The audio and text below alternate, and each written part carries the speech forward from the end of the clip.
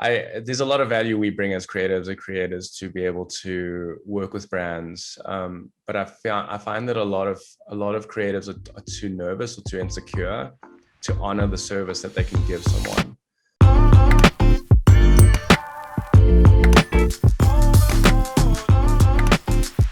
Well, hello everybody, and welcome to the Socality show. We are glad to be with you today. Scott, how are you doing? I am so good, Zach. It's good to see you. I haven't seen you in 2 weeks since our last show, so you're looking good.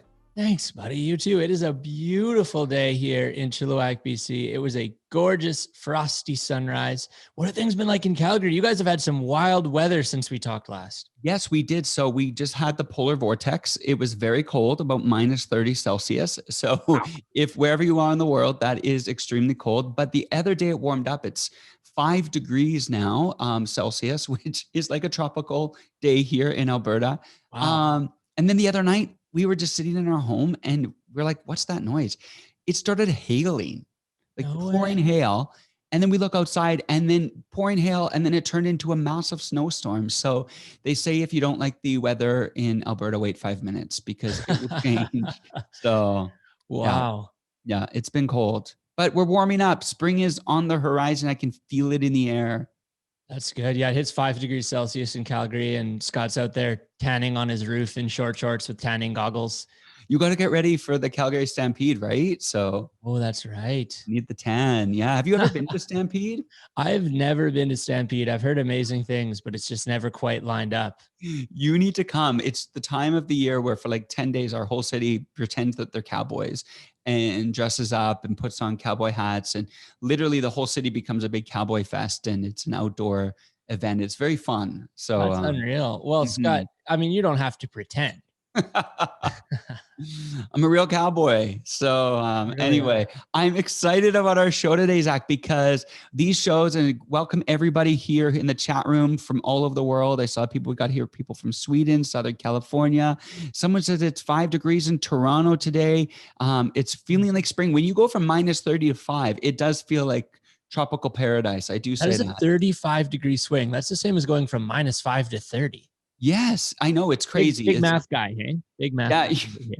Someone's saying that they live in the OC by Disneyland. I could use some Disneyland about now. I'll tell you that. It's everybody's just looking for some things. So to give them some hope. So today on the show, everybody, we're going to have a fun show. We want this to be highly engaged with you guys. Make sure you jump into the conversation.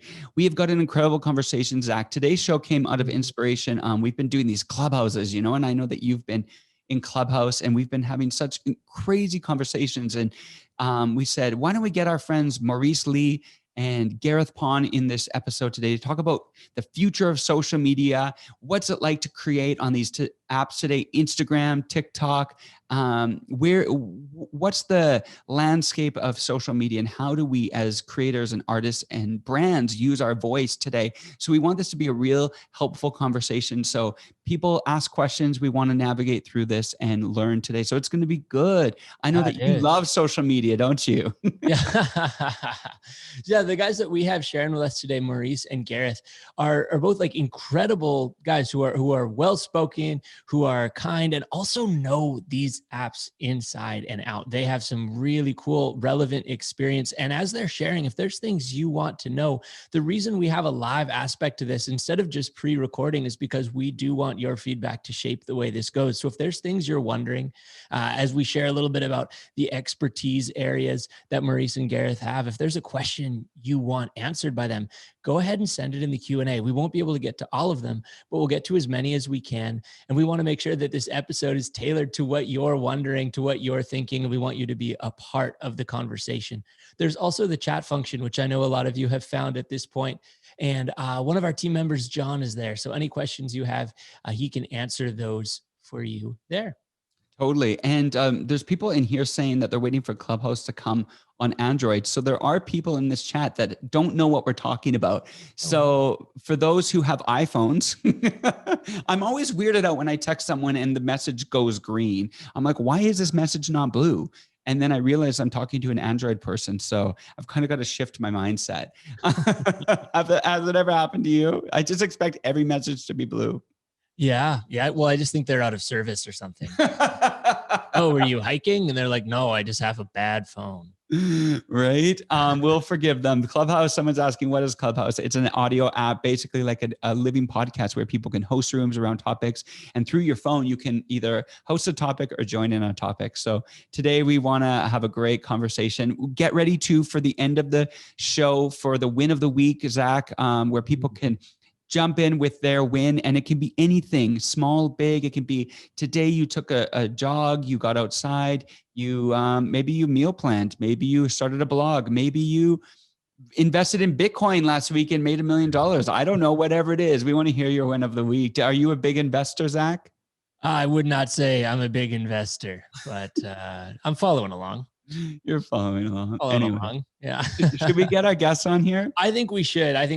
Why don't you read some intros and I will bring these gentlemen to the stage. Bring them on. They've got a mouthful, so everyone bear with me. Maurice Li is a photographer as well as co-founder and director of the renowned content agency Stay and Wonder at Stay and Wonder on Instagram, one of the first digital content agencies to specialize in social first yet world-class commercially versatile visuals and influencer-led advertising campaigns. This is a really cool fact. In 2011, Maurice was selected as Destination Canada's official photographer and social media content creator for the Duke and Duchess of Cambridge, aka Will and Kate. We all know them for their royal tour of Canada. That is so awesome. Since then, he's worked with great brands like Apple, Canon, Google, BMW, Travel Alberta, Dolce & Gabbana, and more. And he is an incredible person. So we are going to learn so much from Maurice today. And we've got Gareth, who is coming on, and he is a South African-born, dwelling for now, creative director in Atlanta. He's a maker, photographer, storyteller, and at some stage, this is cool, was South Africa's top Instagrammer. He's a big dreamer. He thinks everybody should dream big. His latest dream is to go to space. And if you follow Gareth on Instagram, he hides a little rocket in all of his photos. So every single photo on Instagram that he posts, there's a little rocket. And so you've got to find the rocket. And so, so it's like kind of like Where's Waldo? I tried to find some the other day and I could not find it. So anyway, he's an ideas guy. He is currently creative director at Havas and leads all the social campaigns from Coca-Cola. So we've got some incredible guests with us today. And I think he's just going through some technical difficulties, but he's coming on here soon. So without further ado, there's Maurice. Maurice, how are you? Great, thank you. Thanks, Zach, and thanks, Scott. Can you guys hear me? No we problem. can hear you. Yeah, I think based on that intro, I might make a little bit of a leap and summarize by saying you're probably the Queen's favorite photographer. So congratulations. Hopefully, I like to think of myself that way. But no, thank you for that intro. That was amazing. Yeah, really it was. I was amazed reading it. Now we've got Gareth. Welcome. What's up, guys? Sorry about that. That's okay. So we've got you guys here, and that was crazy. Just talk to us real quick about what was that like with Kate and Will following them around. Oh, I mean, to this day, it was probably the craziest 11 days of my life. I mean, wow. It was shooting, press platforms, waiting hours on end for a 30-second appearance and then hustling to the next spot. And then hunkering down and creating for, a very nascent Instagram at the time, Twitter, Facebook, Tumblr, and also there was an official blog. So I was, outputting content for all of that. And then I was expected also to turn around the images for European press. So as you can imagine, I didn't have a lot of time because they would need to have everything from me by about 10 or 11 p.m. at night. So basically, I think out of those 11 days, I cracked the covers on my hotel beds maybe twice. Wow. And then when I got back home, it was, I kid you not, I slept for 3 days straight, only waking to go to the bathroom. So let me ask you this question, because I remember in 2011, Will and Kate went to the Calgary Stampede and I saw a photo of them. Did you take that photo?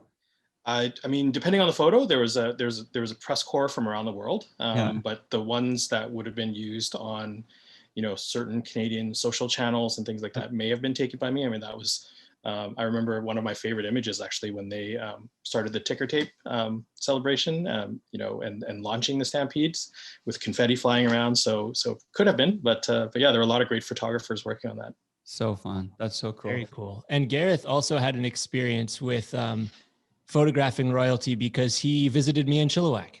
Yeah, it was the best thing. We went to a remote river somewhere and I thought that you were taking me down a weird rabbit hole, but it was actually a really awesome location where people camp, and best thing ever.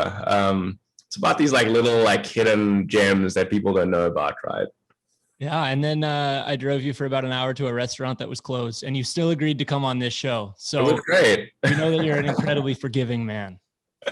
Just for you, Zach. Just for you. That is awesome. We're going to dive into some conversations, and it's great to see everybody on here. Someone says they like seeing 4 of us on the screen. So there we go. We have done it. So welcome to the 4 of us. We've been talking on Clubhouse, and Maurice and Gareth and I, the last couple of weeks, we've been hosting some great conversations around the topic, is Instagram dead? And this has been such an intriguing topic because a lot of people, we've seen our rooms fill up, and so many great creators that have been flooding this conversation because I think it's hitting a personal pain point for many people. We've come to the conclusion that Instagram isn't dead, but it's different than what it was when it started. Maurice, I'd like for maybe you just to speak about to this topic about your personal journey when it started on Instagram, and what does it look like today? Yeah, I mean, you know, it's interesting that you started with the Will and Kate story, because that was actually my first foray into Instagram. I mean, I had just signed up for an account. I didn't even have the username that I have now. It was something that was, you know, just a made up thing. And you know, I didn't really know what to expect from the platform. Twitter and Facebook were so dominant at the time. You know, it was kind of just a completely new thing. I remember I was posting shots of, you know, Kate at a stampede, or, you know, Will, you know, with entering a major event, and it was getting something like 12 likes at the beginning of that campaign. I mean, by the end, those numbers grew a lot, but really it was the start of something. And, you know, even though our focus was on other platforms at the time, we could see the potential for it. And so, you know, fast forward, I mean, I started using it a little bit more. I was still focused on other platforms just because a lot of companies, brands, agencies were still living on Twitter at the time. And that's, you know, for that stage of my photography career, that's actually how I got most of my projects. People would say, hey, so this event happened in town, or this, you know, major launch took place, and we would just scroll through the photos on Twitter, and we noticed that we tend to like yours the best. Why don't you come and work for us and you know, handle this next shoot or cover this next event? So that's really how it started. And really quickly, I saw the value in, you know, content for social. I mean, I had worked as a commercial photographer for a while, so, you know, I had a pretty good education and some experience on the business side, you know, doing those types of things, but really integrating the social piece, trying to consider where it would go in the future. I mean, that really, well, no, it's not without failure. I mean, so I started pitching those ideas. Basically what I'm trying to do now, I started pitching to people in 2011, 2012, and it was met with, you know, blank stares. Or sometimes social media managers or brand managers would get really excited, and then they would say, okay, well, we need to get somebody within the organization to sign off on that. And invariably they would come back and be like, you know, my boss just has no idea what this is about. I would love for you to take those pictures and provide them to us, because we're taking bad pictures on Blackberries, but there's just no appetite for it right now. So, you know, I don't want to make this too long of a story, but basically that went on for a year, almost 2, until really things completely shifted in the scene, and people, especially starting with the tourism industry, started realizing the value of, you know, social platforms in terms of sharing imagery, how, you know, that can be aspirational, how it can actually cause people to, you know, consider visiting a place, even booking and mentally booking years in advance. Mm-hmm. So as that really started to take off, I formed an agency along with another photographer named Alex Stroll. We launched it. It was partially to, you know, service brands and agencies, but also it was to, you know, help out a lot of photographers and friends really that we knew who were getting started, getting famous, if you will, or, you know, well known because of the work that they were doing on Instagram, but really had no idea how to navigate that space. So, you know, we really were able to find success quickly, you know, really dove in. I mean, we never billed ourselves as an Instagram agency, and to this day do not. It just happened to be where the excitement was. And so we were able to fill that need for a lot of brands. Fast forward to this day, you know, a lot of the creators that we came up with, things are a little bit different. I mean, the platforms have changed. You know, I was invited to speak at an ad conference in Taiwan, I think in 2018. And even then I was saying, look, social media is amazing. It's interesting. Everybody's excited about it. It's the sexy new thing, right? Nobody's talking about print. Nobody's talking about all these other mediums. But eventually it's going to turn into just another thing that you need to do. And I feel like that's where we're at. So a lot of those creators that I know, that I love, you know, who are now struggling or have, you know, sort of seen a bit of a decrease in the business, it's a result of, partially a result of what's going on in terms of the shift there. The companies have sort of the brands have got their stuff together now, and they're realizing, hey, this is something that, you know, we need to be doing all the time. We have different tiers of creators and people contributing. And so it's almost commoditized to a point. At the same time, platforms, you know, because we're talking about Instagram, I mean, they're realizing, hey, we need to keep growing. And while in the early days, they were focused on people that were quite skilled in the craft of photography, they had to pivot and shift and evolve as well, and look at themselves as more of, you know, a platform that provides entertainment, because it's all about numbers. It's all about growth and bringing in more eyeballs. So, you know, I mean, I know we're going to get into it further, but that's really what it is. It's a fundamental shift in what the companies, in this case, Instagram, wanted to do. And, you know, a lot of people, unfortunately, or in some cases, fortunately, are just along for the ride, and it's about adapting. Right. Right on. And Gareth, over the past 10 years, you've seen a bunch of the different sides of it as a freelance creator, as a social media user, and now on the agency side of it, and representing a major brand in Coca-Cola. Ever heard of them, guys? What have you noticed change over that 10-year period? Well, I think the main thing is just there's just a lot more people on the platform, right?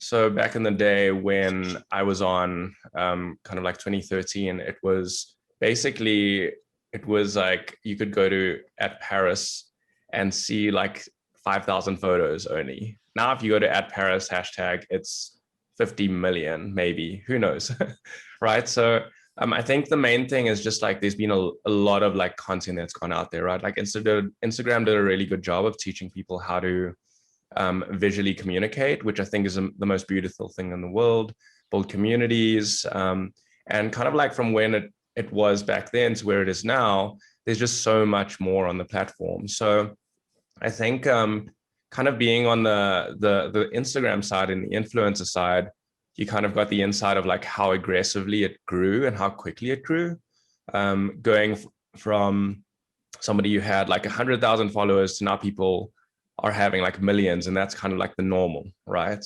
So it's interesting how that's kind of progressed. And then from a brand side, now working on more the advertising side, knowing how to navigate that space has become super interesting, because there's so many more creators and people, and there's like a huge variety. It's not just photographers anymore. We're getting to see artists, musicians, dancers, tons of creators who super talented, and just being able to find out how each individual is using the platform uniquely to be able to showcase their work, right? I think the other thing too is just how it's shifted a lot from, sure, like everyone's chasing followers, but from our side, when we do stuff for Coca-Cola, we very rarely look at numbers. So all the creators that we've worked with over the last 2-3 years have had less than, I'd say, like 40,000 followers. So we purely go for art. We look for creative. We look for aesthetic. We look for something that's unique. And then also Maurice touched on a bit, but like brands need to associate themselves very specifically with a certain aesthetic, right? So there's an aesthetic that we look for too, which needs to resonate with Coca-Cola's brand, basically. That's great. And that leads me to a question. I'd love to hear your thoughts on this, Maurice. When do numbers matter, and when do numbers not matter? I think it really depends on, you know, the objective of a campaign. I mean, the difference between now and, you know, 7 years ago when we started is that at that time, everybody was just about numbers. They, you know, they're like, look at this shiny new platform and wow, we can get the word out. You know, it wasn't even really about the content back then. It was just about having a presence and, you know, chasing numbers and eyeballs. Fast forward to today, and there are companies that fall, across the spectrum in terms of understanding how social media works and how content can be used. You have examples like what Gareth is doing at his company. You have others who are really just entering the space for the first time in 2021.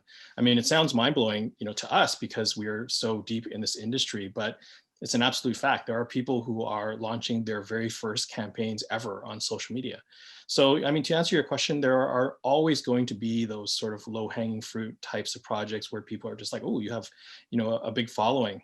Can we work with you? Or, what does it cost? And, you'll go down that way and do a couple posts for X amount of dollars. I mean, we still get those inquiries, but a couple of years ago, we really started moving away from that. And, like Gareth alluded to, we're focusing on style of content, quality of content, connection with the existing audience that they have, no matter how big that audience may be.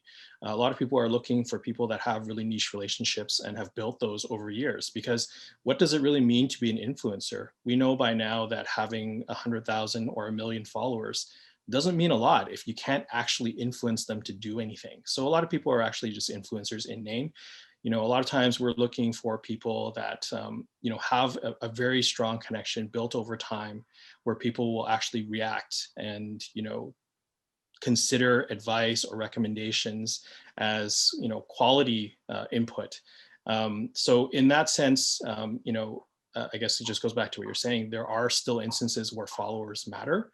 But if you're really looking to start out to grow a career, I would suggest that that's probably the wrong place to focus if you want longevity, because eventually everybody will come around and understand what that means. Yeah. Gareth, you pointed out something the other day that I thought was really interesting. You talked about a producer that was going more for the quality of his followers. Can you tell us that story? Because I was really intrigued by that.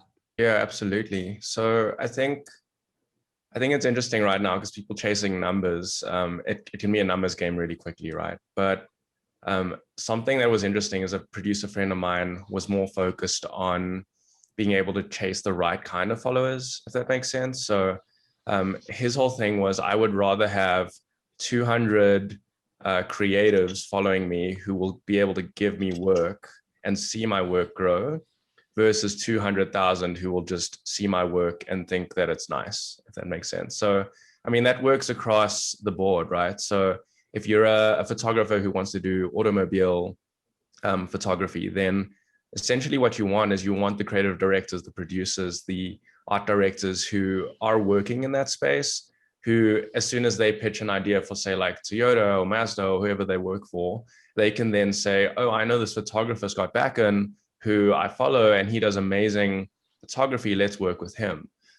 It's kind of like there's a fine line, right, between having someone with a lot of followers and then having someone with a beautiful aesthetic who has really focused following that'll get you work. It's kind of like that 1,000 true fans concept. I don't know if you guys know about that, but yeah, if you have 1,000 people who are really passionate about your work, you can get them to buy anything from you. So now, when I think about someone wanting to start or improve or level up their business or their freelancing, a lot of the advice that I hear most commonly is how to grow a following. It's kind of what you hear most often. This is what you can do to get the most eyes in front of your work. But if there's another goal that might be more helpful, which is cultivating a quality of work and a group of people who are invested, how does one start? Because I hear a lot less noise about 3 easy steps to build that. Maurice, where would be a good spot for someone to start if they wanted to embrace this idea and pivot that direction? Yeah, I mean, we brought up Clubhouse earlier, and I know that, I've said this multiple times. I mean, there are a ton of photography and independent creative related rooms where people are talking about different strategies. A lot of them, end up to be sort of, I guess, I mean, for lack of a better way to describe it, whining fests, right? Where people are just like, I don't know what to do. I don't know how I can grow this. And, don't get me wrong. I mean, let's be realistic. Numbers can be helpful. But the problem is, as I mentioned earlier, a lot of these people are focusing 90% of their energy on gaining followers and growing, and only 10% of their energy on, honing their craft, making sure that they put out a quality product that you know, is a fit for the type of people that they want to work with. And most importantly, you know, probably even less than that, like maybe 3% of the time on growing or learning how to grow their business, and more importantly, learning how to conduct business. Because I mean, like I said, you can always be a flash in the pan and get hired, you know, because you have a big number for one job, but are you going to be able to turn that into a career? Are you going to be able to be paid consistently? Are you going to be able to, you know, command the same amount that you do on day one versus, you know, year 4? And, you know, for me, having been in this industry and knowing so many photographers, big and small, you know, from millions of followers to 30,000, I can tell you that the answer is no. You know, you really need to focus on those other things first. You know, make social growth, treat it like marketing. You know, it's something that you need to address, but no company spends 100% of their money and time on marketing. You have to do your actual business too. And that's, I think, the thing that's getting lost, because social media is so, you know, the spotlight is on it, and you get so many personal accolades and personal fulfillment potentially from gaining followers and numbers, right? Yeah, that's great wisdom, Maurice. And I think you totally hit the nail on the head. Is when you grow in your business skills or file your taxes, you don't get a dopamine hit of somebody saying, "Great job, I really like that you did that." Exactly. It is such an interesting topic, and we've been talking about it on Clubhouse and just in general, because I think it's so personal to people. Like, I've been on Instagram since 2010. And so it really is a personal thing where people have gone on this journey of trying to, the ups and the downs, and trying to figure it out, and growing and shrinking, and likes and little likes, and, you know, seeing people come on and surpass them. And so it's this world that's kind of like overtaking people. And it's so emotional because if you're invested in it, it's connected to very much your identity with some people. And so wanting to ask you the question, and that's why I think people are responding to this. And once again, we've concluded that Instagram isn't dead. It's just different. And the way we need to approach the app is different. So Gareth, just real quick, how should people be approaching the app in this day and age when it comes to their art on Instagram?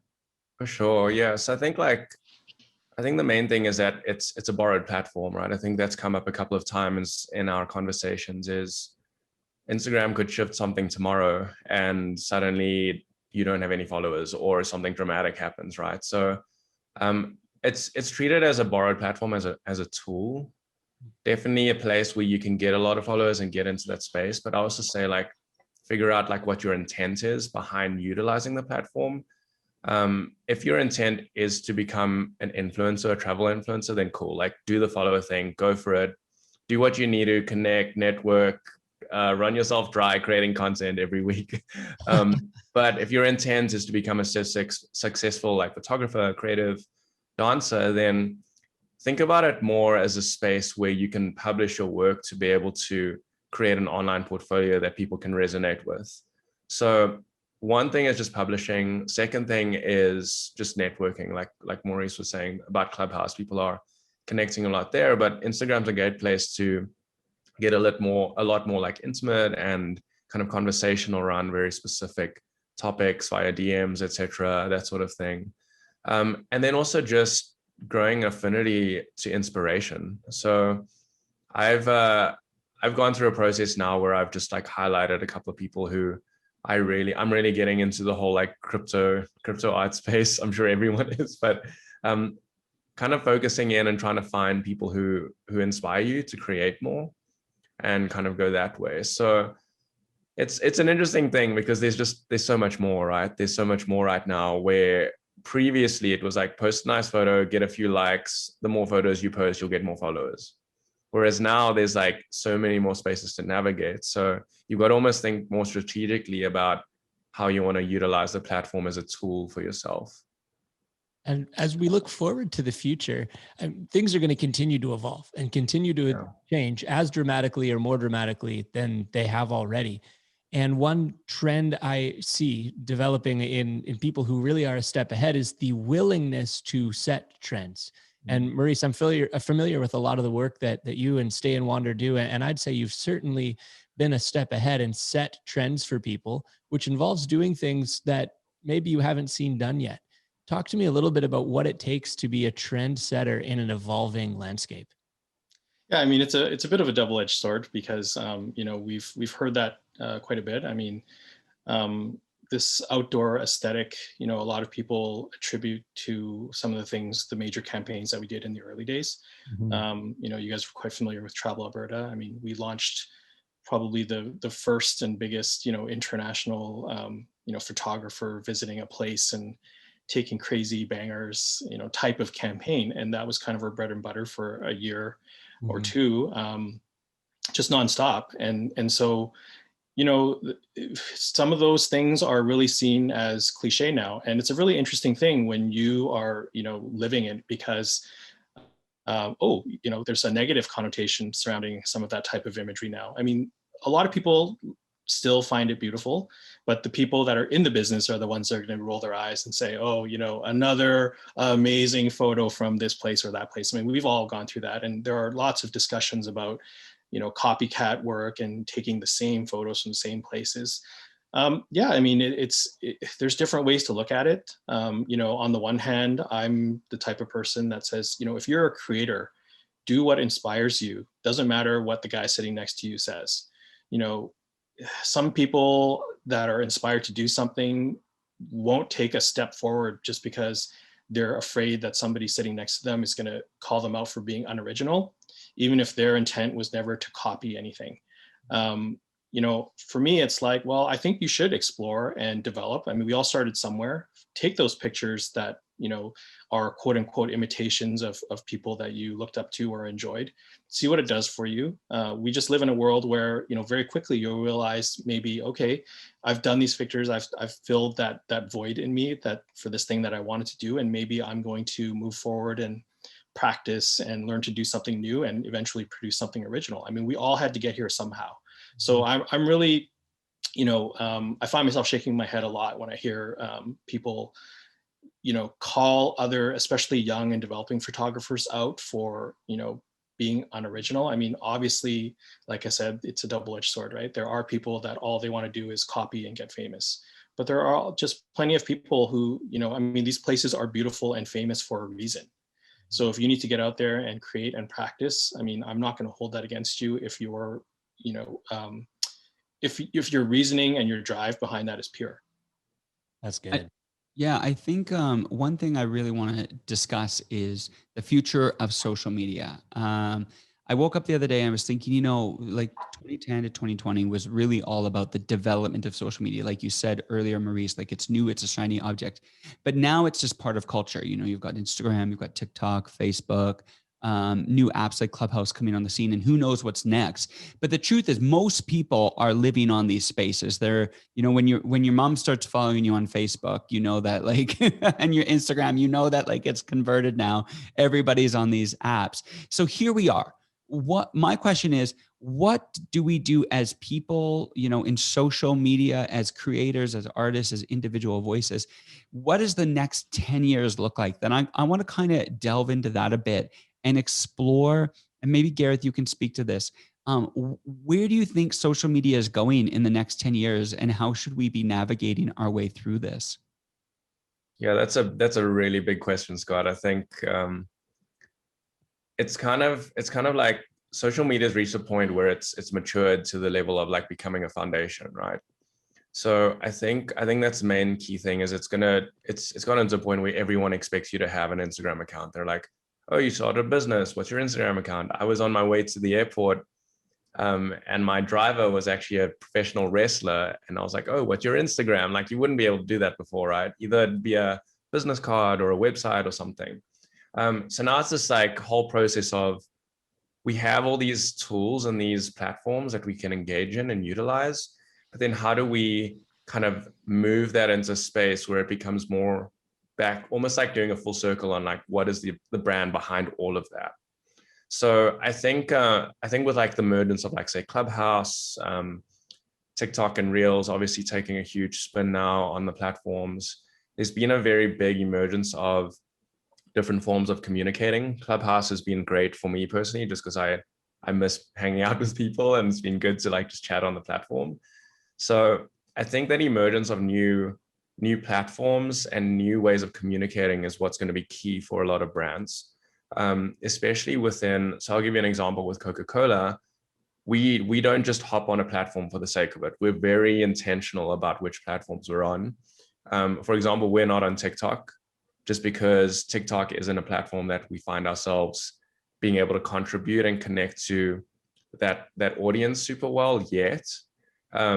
We had the same opinion with Snapchat when it first came out, whereas now Snapchat's kind of flipped, where it's become more of a tech company where we can engage with lenses. We literally are building a game right now with Snapchat that people will be able to engage with and play with. So it's almost as these platforms mature, brands will see that maturing and they'll be like, oh, cool, we can do that with the brand. We can do this. We can get more specific and intentional about what message we're putting out to our fans, to our followers, to our customers. So that's one example. I'm really curious where, honestly, the VR 360, all AR spaces is going. I don't think people have cracked that yet. I feel like there's going to be some sort of platform that emerges that takes hold of that. But who knows? I think the pandemic has helped has helped people kind of engage with that space a little more, just because it's more individual versus collective experience. But yeah, I'm really curious about that space. But I think, like I said, it's just the foundation's laid. Like the platforms have matured. They're getting to a point now where you've got to be almost like very curated on what you want to engage with versus trying to do something for everything, because that's just tiring and honestly a waste of time for a lot of people and a lot of brands. We want to move on to talk about agency work a little bit and get people familiar with that. First, I just want to have a quick aside from each of you. Obviously, you use social media for your businesses. Do either of you use social media for personal recreation? What does that look like? Do you have separate accounts just for fun? Do you browse social media feeds from your business accounts? Or when you're done working, are you, just doing other things? Gareth, first, do you use social media for fun? Yeah, well, I've got a couple of side accounts in addition to my main account. My main account, just at Gareth Pon, I just do photography on there. Been posting a lot less just because we haven't been able to travel and all of that. And then I have a Gareth Pon Eats account, which is just food. And then I have at Gareth, which is just photos of fire hydrants, which is a stupid side project that I started because I was like, I've got at Gareth, what can I do with it? So I actually travel around and take photos of fire hydrants.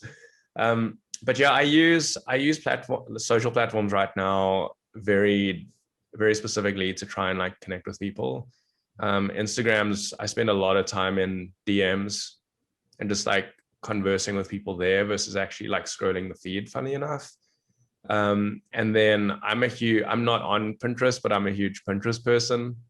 I'm always on there like looking up inspo, and parallel to that is like Behance, which is Adobe's like portfolio program. So I love those sort of platforms, but honestly right now I've taken just a big step back so I can focus on more like my creative director role and building the brand that I'm working on now. Right on. And how about for you, Maurice? Yeah, I mean, I absolutely use my social media channels for personal, oftentimes more for personal than professional, much to the chagrin of some of my followers. But also a lot of my followers really like that and they tell me that. So, it's great. I mean, I love to hear that because sometimes what's interesting to me is interesting to them. Mm-hmm. If you look at my Instagram feed, you'll see lots of pretty photos, well composed. Like, I'm very, very, anal when it comes to being perfect with angles, with perspective, with composition. I mean, that's kind of my thing. But if you follow me and look at my IG stories, I mean, I typically in a non-pandemic year travel half the year. I'm on the road, and one of my greatest passions is food. Followed up by architecture, sneakers, pop culture. These are all things that, drive me as a person. And if you were to look at my IG stories, you would see a nonstop stream of those things, right? Cool. The different foods that I'm exploring, restaurants, grocery stores in different countries, museums, design, like art galleries. That's the kind of thing that I love to do and I love to share. And I find that you know, my audience resonates with that because, you know, they feel like I'm a real person. And I think that that's one of the great things about Instagram, at least, you know, when we all started this out and a lot of people blew up, it was like people were accessible, but not necessarily, you know, sitting with you in your living room accessible, right? You got glimpses into people in terms of their authenticity. That's, I guess, what Instagram stories, well, really Snapchat did it first, but that's what, you know, Instagram stories eventually allowed people to do, is to share those parts of their lives. And so for me, I mean, it brings me enjoyment to be able to share those things. Like if I post something and somebody randomly just messages and says, hey, you know, I really like that too. Like, I didn't know you were into this thing, or I really like that artist. And, you know, I've never had a chance to travel and see their work. Thank you just for sharing a glimpse of that. I mean, that's the kind of thing that's more rewarding to me than, you know, 1,000 likes or 2,000 likes. You know, it's starting conversations with those people. So, you know, just to bring it back to the question, I absolutely use it for personal, for my own enjoyment, but also because I don't have time to run a ton of different, you know, social media accounts. I don't have that down to a science like Gareth does. I have those, and, you know, invariably I just end up putting everything on my main account. Now, let me just put a caveat out there, is that I don't really operate as an influencer. I haven't really done quote unquote influencer work, you know, for years. I'm far too busy, you know, managing those types of careers for other people and setting up projects for other folks who maybe prefer to, you know, put a different type of persona into the world that's very focused and limited. And, you know, back to what I was saying before, I mean, it's however you want to present yourself. I think it's fine. It's a personal decision. I really enjoy following social media accounts, even corporate ones, that have a voice. And, you know, that's something, you know, we run our Stay and Wander social media accounts. We also actually run @Canada on Instagram. And that's something that we haven't really launched. It's something that we've been quietly building for the last several years. But that's something that I want it to have, is a voice when we eventually launch in the coming months, really. So, you know, I want it to be personable. I want people to be able to, you know, think of it not just as a blank account that's sharing work. It's got something to say. It's got a way of saying it. So that's, yeah, those are things that I'm interested in. Very cool. Yeah, we this is really an interesting topic, and you know, we're doing this show basically, and feel free everybody in the chat room just to ask questions. We really want to empower creators, because here's the thing is there's a lot of like up and downs with, you know, I think we can all agree that these social platforms, you know, people are getting on TikTok and it's starting to populate, and people are building their social media following, and eventually it's going to land where you have your TikTok world and people will try and start it. It's going to be harder to start in a couple of years there. But Instagram, you kind of have this Instagram world, and people are, you know, in this saturated world now where there's so many people on these apps. Like I think someone said, like, you know, 10,000 likes now is like 100 likes years ago. Like it's nothing. It's just to be expected. You get this amount of likes, this amount of followers, and those kind of high followings just kind of put you in a normal category in some spaces. And so as people are navigating through how to succeed as a brand, a voice, a creator, and, you know, I kind of hate the word influencer because, you know, everyone's an influencer, but really what is influence? And just because you have a lot of followers doesn't make you an influencer. So really when it comes to surviving or building a business, building a brand, developing your voice on social, I really want to talk about with you guys, and Maurice, you can speak to this, and so can you, Gareth, because you're working with an agency. How do creators build a career on social now, like in this saturated world? And what is it like for you as an agency, Maurice? I'll get you to answer this question. What are you looking for in a creator when you go to work with them on a campaign or work? Oh, I think we've lost Maurice. Maurice is just having a quick audio issue. So having a quick audio thing. So let me ask you that question, Gareth. What are you guys looking for when it comes to, so someone's out there, they're a freelancer, they want to get some work. What's your advice to creators who are wanting to work with brands and agencies? Yeah, for sure. So I think to kind of like give a few examples, whenever we work and approach with creatives, we always try to find brand affinity. So we have a very specific kind of content strategy, brand strategy for Coca-Cola on Instagram. And we obviously want to work with as many creatives as we can. It's been a big push from my side since I've started on the brand. I think another big thing is being able to find people who are really unique, right? So when we are browsing for these creatives, what we're looking for is somebody who has their own voice, but then having that voice kind of have a affinity to Coca-Cola's voice. So Coca-Cola, our aim is to be like the most positive voice on social media. And we do that in the form of artwork, headlines, photography, simple text-only tweets, that sort of thing. Even the games we're creating with Snapchat is like super optimistic. The music's upbeat. And it's a lot of fun just being able to find creatives who we can say, oh, this person's brand is perfect for what Coca-Cola does. Let's work with them to create some artwork that we can then publish and kind of like showcase on our platforms, but then also work with them to literally create ads. So I'll give you an example.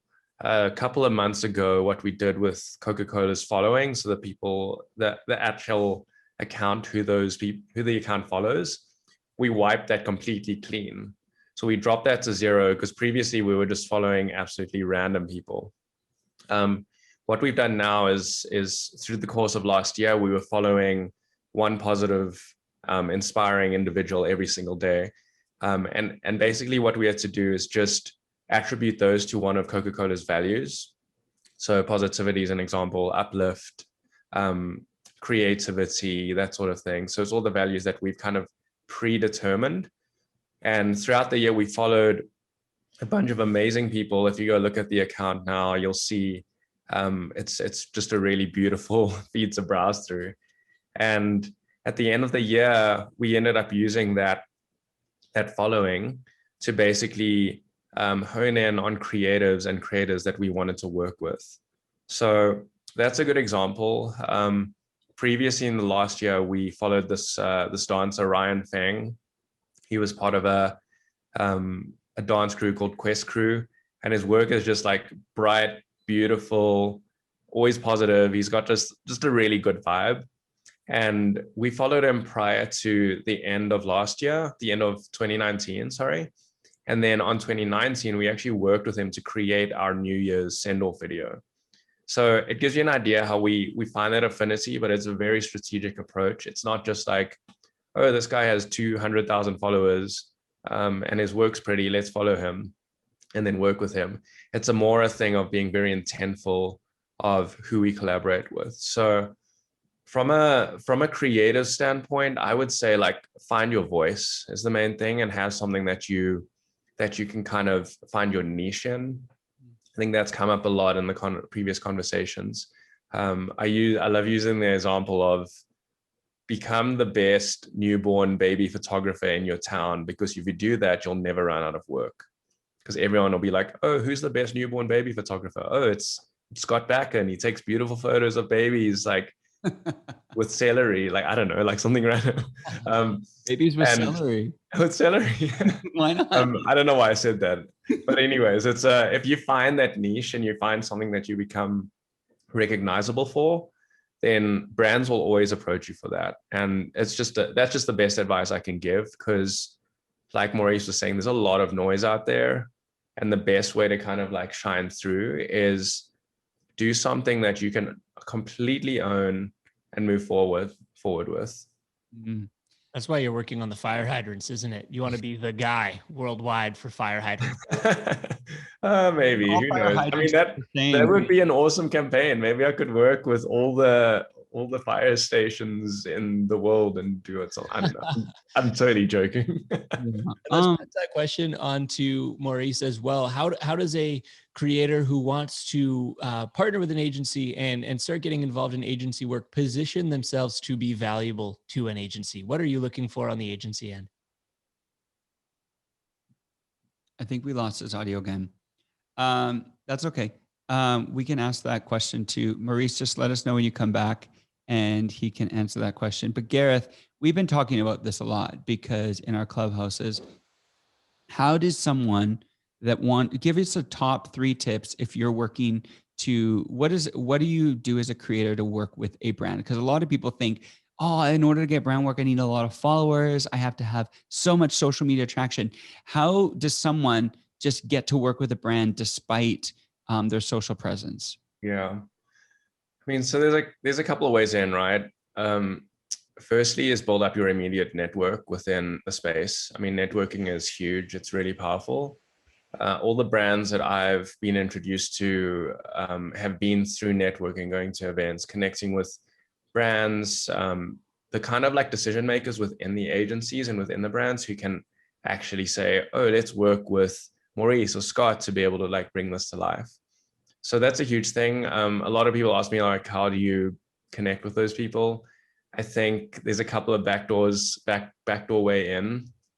A little trick, and this is really funny, but if you use LinkedIn, you go find the decision makers on those platforms. So like producers, the art directors, the creative directors, and you actually follow them on Instagram. So you find out who they are, find their profile on Instagram, stalk a little, because that's what we do nowadays, right? So do you recommend DMing accounts on Instagram? It depends on who it is. Like, so for example, one of my producers, she has people reaching out to her all the time. And that's honestly how we found a lot of people to work with, is say like we need an animator will DM and kind of connect that way. So I do recommend it. Don't be annoying or pesky. Just be like honest and to the point. Like I've had people DM me knowing that I work on the Coca-Cola account. They're like, hey, I love what you're doing with the account. Would love to see if there's any possibilities working together. Like absolutely. Just be like professional about it, I think is what the key is. So yeah, I think that's the main thing, is just being able to like network as best as you can.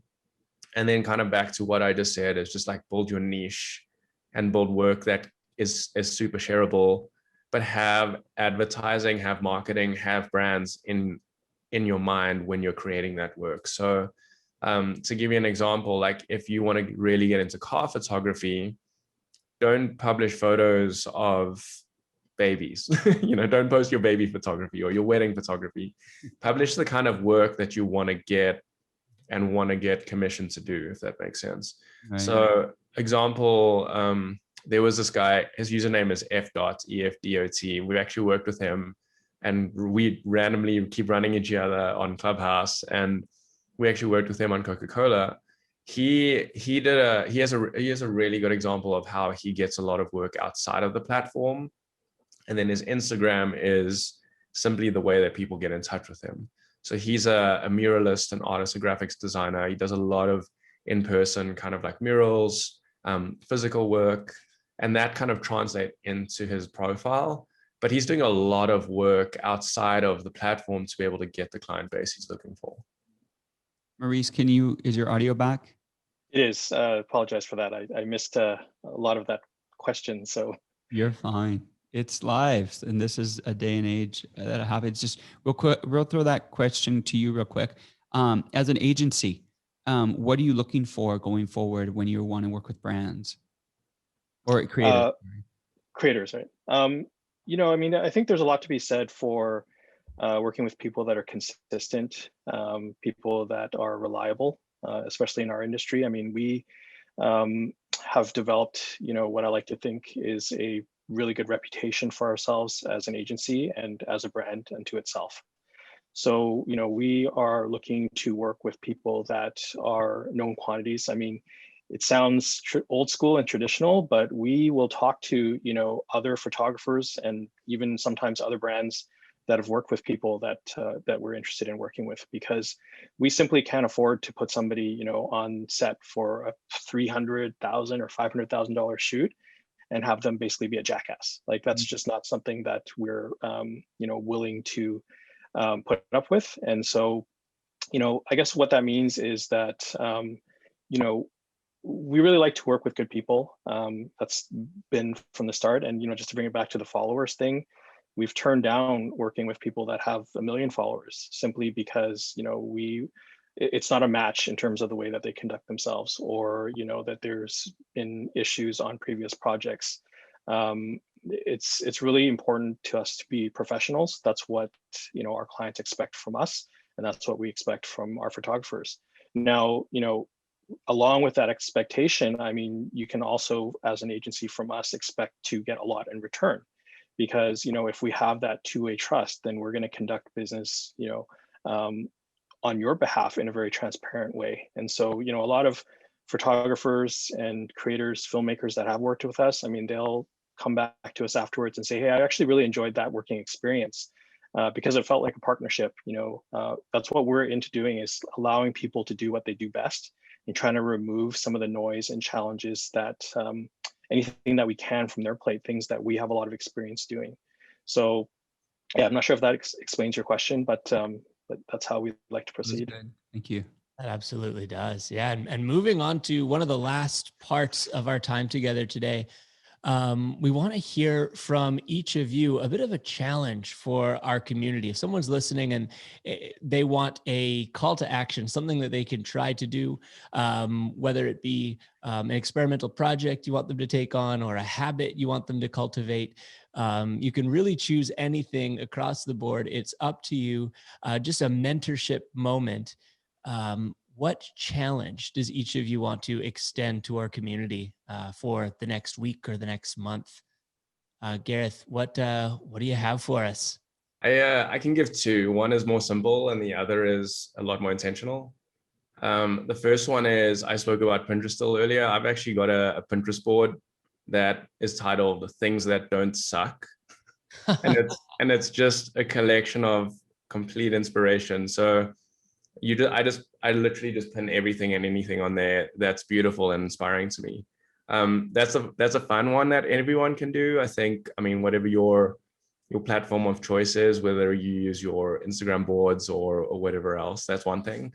The other piece of advice that I give, and I give this advice to a lot of people who are starting off, is try to designate between 2 to 4 hours a week intentionally meetings to meet someone new. So I'll give you an example. When I was in South Africa working and running my own business, I would block off two 2-hour sessions, one on Wednesday, one on Friday, lunch times where I'd take someone to lunch. And I would specifically take someone to lunch that I firstly maybe wanted to get mentored by or make a new connection with, or learn or mentor someone, but it would always be someone who is brand new. Obviously right now with the pandemic, you can't do that, but try find people on like Clubhouse or hop on a Zoom call, do a FaceTime. And effectively what that does is you're spending, I'm doing math in my head right now, but 8 hours a month specifically reaching out and making new connections. And then that kind of like ricochets into really good network, which you can then access. It's like you're meeting people all the time and you don't know what kind of amazing connections you could make from that, whether it's new business or just networking from like getting mentors. It could also be old connections that you connect with. But yeah, just that intent of specifically blocking off time to meet people has been just like a game changer for me personally. That's really good. I like that it makes tangible a concept that I think we all buy into on some level, which is it's important to be a lifetime learner and it's important to be connected. I think anyone would agree with both of those concepts, but to make them tangible and give yourself a schedule even with them, I think is a really cool insight. Thanks for that challenge, Gareth. Of course. And actually, just to expand a bit on something Gareth touched on, I mean, I think that, I mean, most of you don't know me obviously, but I'm a bit of one of those classic social introverts, if you will. I hate networking. I always have. I hate speaking in front of people. I don't even, you know, love the idea of getting on the Zoom call. Now that I'm here, it's great. But I mean, you know, I'm classically not, you know, a fantastic networker. And so I think as I've gotten more experienced in my career and gotten older, I really have seen the importance of that. And I think that, you know, as technology improves, it actually makes it so much easier to network. I mean, we've mentioned Clubhouse a couple of times. I can use that as an example, but there are lots of sort of electronic mediums, be it, you know, email or chat or what have you, that allow for networking without actually having to meet someone face to face. And so that immediately strips away a lot of the apprehension and calms the nerves. But you know, I think that the trade-off in terms of enduring that, the payoff is massive. making connections. I mean, it's at the point where I don't even realize the power of a lot of the connections that I've made until, something comes up and out of the blue, somebody says, hey, I was talking to someone and they recommended you. And, I was like, I don't even know who that person is. But because, some type of networking was done, or that was exposed to somebody, third party even, it can really come back to benefit you. It's also good for personal development. That kind of practice is invaluable because it's like learning by osmosis is a real thing. Something that I always tell young creatives is it's kind of a waste of time to, try and get advice and mentorship from people who also don't know what they're doing. It's actually a negative use of your time. So, to try and link up with people who have actually done it, who actually understand and are able to answer questions that you may have, not from a, I think this is how you do it standpoint, but a, this is how I've done it. And it may or may not work for you, but this is my experience. I think you can learn a lot more from that. In terms of a challenge, I would say that I challenge everyone to take a step back and take inventory of their own, use of social media and platforms and things like that. I mean, I think Scott touched on this earlier, but there's so many, or actually Gareth touched on it earlier. There's so many different things, and not everything is right for you. It doesn't mean that you have to have an account. It doesn't mean you have to be, have a lot of followers on Instagram, and now TikTok is here, so I need to do that, or Clubhouse, so I need to be a Clubhouse influencer. It's a fool's errand to chase all those things. Figure out what works for you, what's right for you, and concentrate your time. And I guess the second part of that is, assess your mental health as it pertains to all of these things. I think that's something that nobody really likes to talk about, but I've seen photographers rise and fall, if you will, like career guys who have shot massive projects, who are now like, what do I do with myself? My life is horrible. I don't live the high life as an Instagram star like I used to. They're feeling exactly the same way as somebody who's starting out and thinking, how do I grow from 100 followers to 1,000? And thinking that that's integral to them having value or having worth. It's frustrating for me to see, because I look at it from an external point of view, but something that I said earlier, which is not enough people treat these platforms when you're using it for business as, a form of marketing.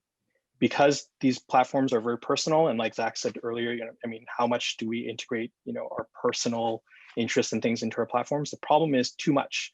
And I'm not saying it's bad to do those things, but you just have to be able to understand and separate those things in your mind. Just because, you have a failure to gain something, a new follower, or, you post a photo that didn't work out the way you wanted to in terms of engagement. It's not a hit against you personally.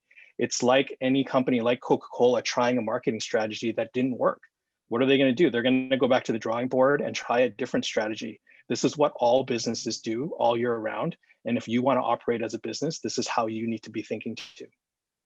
That's so good. I really appreciate you bringing that insight, and that's a very valuable and timely challenge.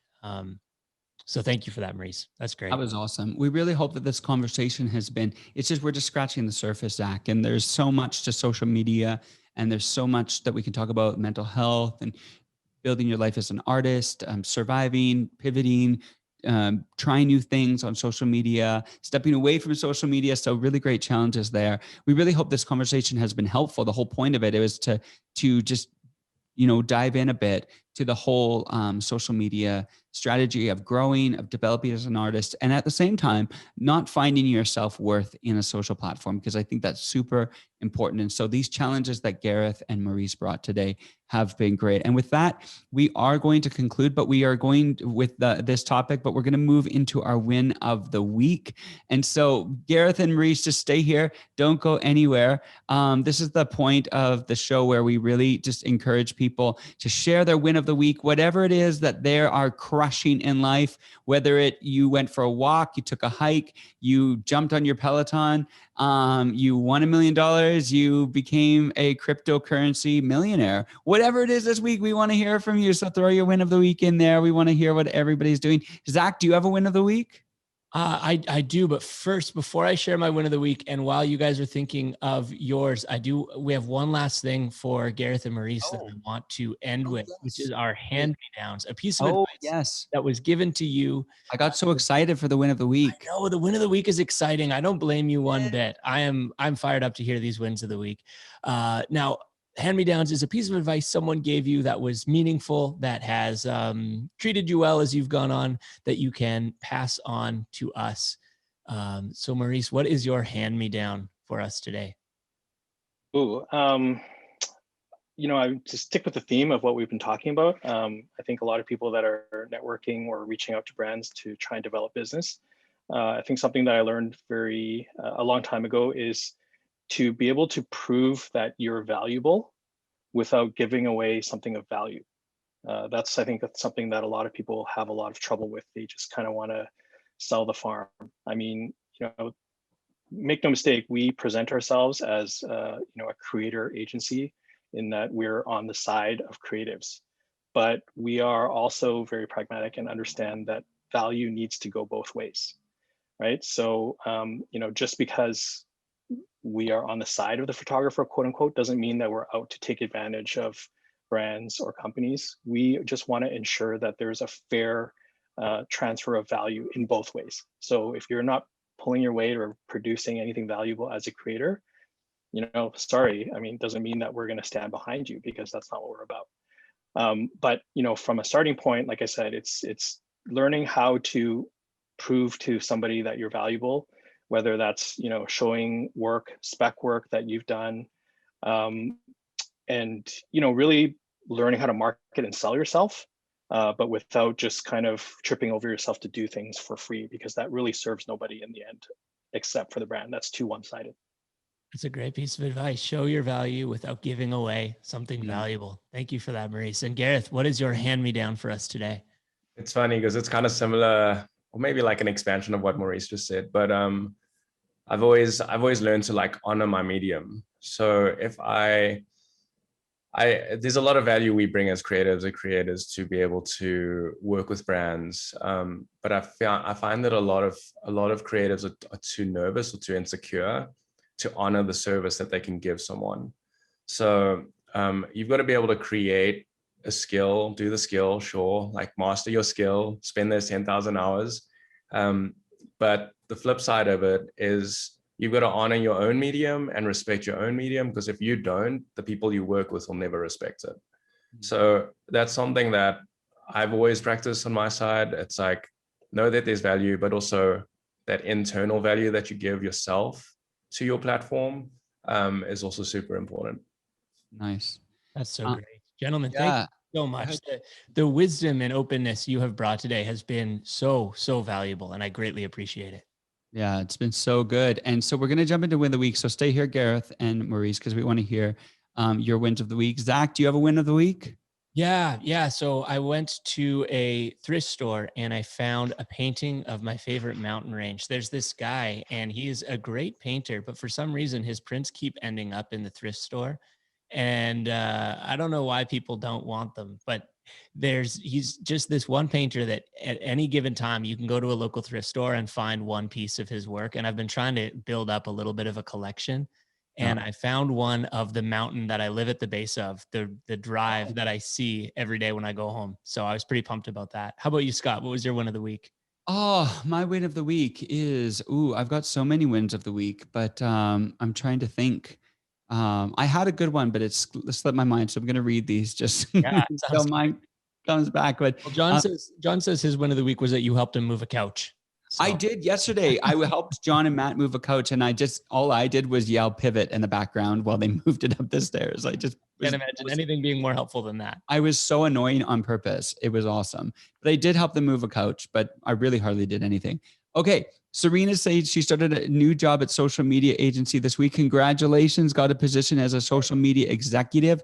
And I'm so excited to start starting the journey with the agency. She said the webinar today has been super helpful. So we are glad. Awesome, Serena. Congratulations. That's great. Got one from Nelson here. After months without seeing my parents and brother, all of us were able to do all the tests and finally hug each other. So much tears of joy and much love. Nelson, my heart is warm to hear that. I am so grateful you had that opportunity. That's awesome. Brenda is saying that she reached out to an old school friend and picked up like they'd never been apart. I love that when you reach out to old people, not old people, well, old people too. They need to be reached out to. You need to reach out to old people, but old friends, and you reconnect. It's so good. And I know someone here is saying, Katie is saying the win of the week was attending her online, was attending all my online school classes and not skipping the early ones. Congratulations on attending the classes. And I know that Gareth, your win of the week, we just want to highlight that Gareth is single. This is coming by request of Gareth. So Gareth, we're hoping for your win of the week is to find a love of life, of your life. Everyone at Gareth Pon, or if you want to get into his DMs, you can go at Gareth with just the fire hydrant account. Always putting me on the spot. Anyway, that is so good. We're going to reach out whether you said something or not after hearing him speak today. That was just, it was already a layup. Yeah, that's so funny. Anyway, okay, we're going to conclude. Oh, so one more here. Someone's here saying that they quit their toxic job that they didn't like. And so they've moved on. They've moved away from their toxic job. I love that. Get rid of the toxic jobs, everybody. They're no good for you. That's what I say. They're no good for you. Say bye to the toxic. Anyway, that is good. That's great. Well, hey, I'm encouraged to hear about the cool victories that are going on in our community. There's a number more that we didn't have a chance to read today. And I know even more that didn't get shared, but do exist. And we celebrate with you. We love to see that that's going on. And we're glad to see some of the goodness going on. And congratulations. Congratulations. You win the award. But there's one more thing that we need to do before we go. Zach, the mystery box. We need to unveil who the winner of the mystery box is, the MVP of the chat room today. So I know you've got the mystery box with you there, don't you? I do. It's under the desk and it's larger than it has been in past. I had to use a dolly. A dolly? Yeah. I haven't used a dolly in a long time. Well, that's because you were just standing back at a distance and yelling while they moved the couch. That's why. They could have used that dolly last night when they moved the couch. That's for sure. So anyway, do you want to open up the mystery box and give it to our winner this week? I believe we've announced the winner. Yeah, I've got it. I just got to open up this box here. Hold on. Let's see. Oh, that's the wrong one. Nope. Hold on. Oh, the old the old soundboard got us. And that one would have worked too. The old soundboard got us. And I lost my headphones at the same time too. Wow, you guys can still hear me, right? We can hear you. This is just an absolute you can hear us? Wow, it's the Wednesday that feels like a Monday, but that's okay. I will tell you who our winner is and what they have won. Our winner, our MVP, our VIP of the Socality show is Kiara Reyes. So congratulations, Kiara.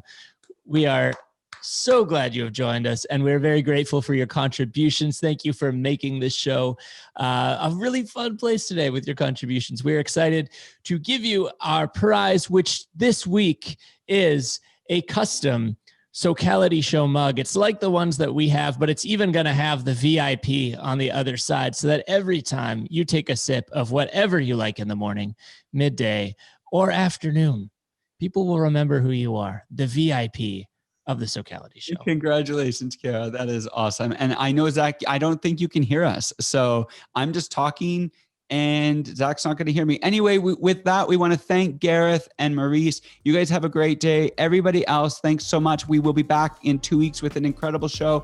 We are announcing the guest this week. It's going to be an incredible conversation. You guys are awesome.